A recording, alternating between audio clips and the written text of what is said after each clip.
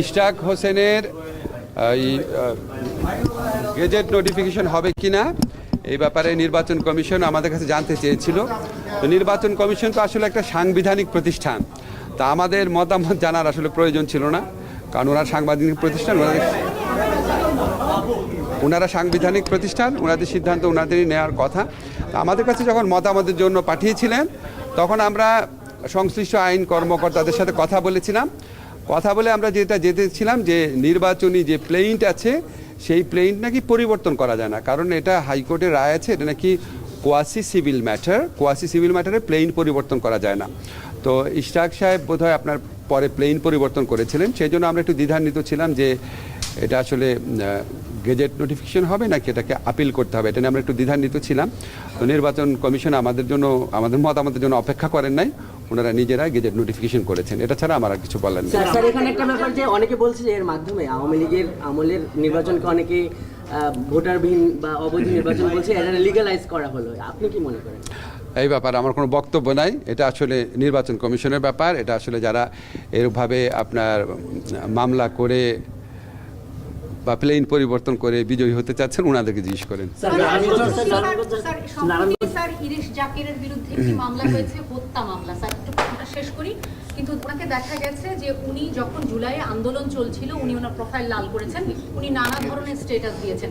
গতকালকেও প্রথম আলো একটি নিউজ করেছে যে মামলাগুলি বাণিজ্যিক কারণে বিদ্বেষমূলক কিনা। স্যার সরকার আচ্ছা, আমি আপনাদের একটু কাইন্ডলি বলি শোনেন, বাংলাদেশের আইনে কোথাও তো মামলা করার ক্ষেত্রে আপনার কোনো বাধা দেওয়া নাই, যে যার মতো মামলা করছে, এবং এখানে অনেক হয়রানিমূলক মামলা হচ্ছে, বিদ্বেষমূলক মামলা হচ্ছে, অন্যের জায়গা দমি দখল ব্যবসা দখল করার জন্য মামলা হচ্ছে।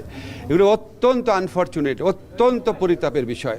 তা আমরা যখন মামলা করে ফেলার পর আমরা পুলিশ প্রশাসনের মাধ্যমে, আদালত প্রশাসনের মাধ্যমে আমরা বিভিন্ন ধরনের প্রতিকার দেওয়ার চেষ্টা করছি। এখন আপনার যখন এত বেশি লোককে আপনার আসামি করা হয়, এত মামলা করা হয়, আমাদের জন্য কাজটা ডিফিকাল্ট হয়ে যায়। কিন্তু আমরা কিন্তু মামলা করতে কাউকে বাধা দিতে পারি না। কিন্তু মামলা হওয়ার পর আপনারা খেয়াল করে দেখেছেন স্বরাষ্ট্র মন্ত্রণালয় থেকে বারবার বলা হয়েছে যে অভিযোগের কোনো বস্তুনিষ্ঠতা পাওয়া না গেলে কাউকে যেন গ্রেফতার না করা হয়। আমরা আবার আদালতের পক্ষ থেকেও আমরা যেখানে আপনার বস্তুনিষ্ঠতা নাই সেখানে যতভাবে আইনগত প্রতিকার দেওয়া সম্ভব সেগুলি দেওয়ার চেষ্টা করে যাচ্ছি। তো এখন আপনার কিছু কিছু ক্ষেত্রে আপনি যে ইরিশ জাকিরের নাম বলেছেন, এরকম ছাড়াও আরও অনেক ক্ষেত্রে কিছু কিছু মামলা হয়েছে যেগুলি আসলে আপনাদের কাছে আমরা একটা অনুরোধ করব, এই মামলাগুলো যারা করে আপনারা একটু তাদের কাইন্ডলি খুঁজে বের করেন না, খুঁজে বের করে একটু মামলাটা সম্পর্কে জিজ্ঞেস করেন, তাদের উন্মোচন করেন। তারা যেই হীন উদ্দেশ্যে বা তারা যদি কোনো হীন উদ্দেশ্যে, শত্রুতামূলক উদ্দেশ্যে, অন্যের ব্যবসা জায়গা জমি দখলের উদ্দেশ্যে বা চাঁদার উদ্দেশ্যে যদি তারা এই ধরনের মামলাগুলো করে থাকেন, আপনাদের কাছে আমাদের অনুরোধ আপনারা তাদের ভূমিকাও এক্সপোজ করেন, তাদেরকে জনগণের কাছে দেখায় দেন। আমরা সরকারের পক্ষ থেকে আরও কি ব্যবস্থা নেওয়া যায় আমরা সারাক্ষণ এটা চিন্তা ভাবনা করছি। প্রয়োজনীয় আইনগত যদি কোনো সর্বদাই চেষ্টা করব। মেজর সিনহার বিষয়ে মানে কিছুদিন আগে রিপোর্টার্স ইউনিটিতে একদল একটা মানে সংগঠন তারা বলছে যে এটা একটা দীর্ঘ শত্রুতা হচ্ছে এবং ডেথ রেফারেন্স এখনো হয় না এবং তাদের শাস্তির আওতায় আনার জন্য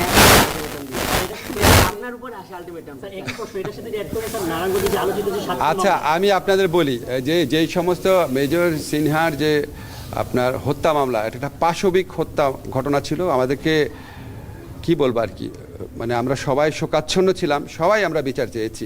7 খুন, বর্বরচিত একটা খুন হয়েছে, আমরা এটার বিচার চেয়েছি। কিন্তু ভাই আপনাদের তো একটা জিনিস বুঝতে হবে, এগুলি যখন উচ্চ আদালতে থাকে, হাইকোর্টে থাকে, তখন এটা সম্পূর্ণভাবে হাইকোর্টের এখতিয়ারাধীন বিষয়।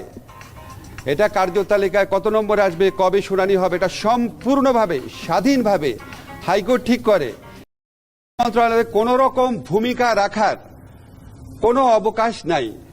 তো আমি যারা এই সমস্ত কমপ্লেইন করেন আপনাদের ইমোশনের প্রতি শ্রদ্ধা জানিয়ে বলছি, প্লিজ একটু সত্যি জিনিসটা জানার চেষ্টা করেন, এটা সত্যিকার পরিস্থিতিটা জানার চেষ্টা করেন। না হতে অহেতুক কাউকে ব্লেম করলেন বা অন্য কোনো মন্ত্রণালয় ব্লেম করলেন, এটা তো কোনো সমাধান আসবে না। তো আমরা আশা করব, আপনাদের মতো আমিও আশা করি, আমরা কোনো দ্রুত এটার আপনার বিচার সম্পন্ন হয় এবং যারা দোষী সাব্যস্ত হবেন তাদের জন্য মানে সর্বোচ্চ শাস্তি হয়। নাগরিক হিসাবে আশাবাদ ব্যক্ত করছি। আপনাদের এরকম কিছু নাই আপনারা বলতে চান? আপনার উচ্চ আদালতের উপর আমাদের তো হস্তক্ষেপের কোনো স্কোপই নাই। এখন আমরা আগের সরকার যে ছিল সেটা তো একটা ফ্যাসিস্ট গভর্নমেন্ট ছিল, তারা তো কোনো নিয়ম নীতি মানতো না, তারা চিফ জাস্টিসকে পর্যন্ত মানে কি বলবো গলা ধাক্কা দিয়ে দেশ দিয়ে বের করে দিয়েছে। আমরা তো সেটা সরকার না, ঠিক না? আমরা উচ্চ আদালতের স্বাধীনতার প্রতি অত্যন্ত শ্রদ্ধাশীল। আমাদের কোনো এখতিয়ারই নাই উচ্চ আদালতের মানে কবে শুনানি করবে, কত দ্রুত শুনানি করবে সেটার ব্যাপারে কিছু বলার। আমাদের একমাত্র যেটুকু রোল থাকে অ্যাটর্নি জেনারেল অফিসের মাধ্যমে, সেটা আমরা সম্পূর্ণভাবে সেই দায়িত্ব পালন করি। সেটা তো আপনার মানে প্রতিদিনের ব্যাখ্যা করার বিষয় না, তাহলে তো আপনার আমাদের গোপনীয়তার শর্ত বা কোনো কিছুই থাকে না।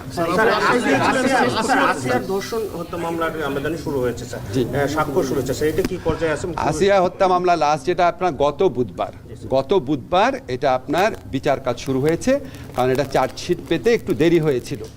এখন চার্জশিট ছাড়া তো কোনো বিচার কাজ শুরু হতে পারে না, তো আপনি জানেন। এখন বিচার কাজ শুরু হয়েছে বুধবার, তারপরে আপনার যে ওয়ার্কিং ডে কার্যদিবস, আমরা যখন দিন বলি লয়ের ব্যাখ্যা হচ্ছে দিন মানে হচ্ছে কার্যদিবস। এখন এটা এই বুধবার বোধহয় সামনে বুধবার, আজকে হচ্ছে আপনার সোমবার, এই সপ্তাহে হয়তো ষষ্ঠ কার্যদিবস হবে, আগামী রোববার হবে এটা সপ্তম কার্যদিবস। তা আমি একটা আশাবাদ ব্যক্ত করেছিলাম সপ্তম কার্যদিবসের মধ্যে হবে, আমার একটা আশাবাদ ছিল। আমরা নিম্ন আদালতে জানি এটা সর্বোচ্চ গুরুত্ব দিয়ে এই মামলার বিচার করা হচ্ছে। আমার মনে হয় না তেমন একটা ব্যত্যয় হবে, আমরা খুব দ্রুত ইনশাআল্লাহ রায় পাবো।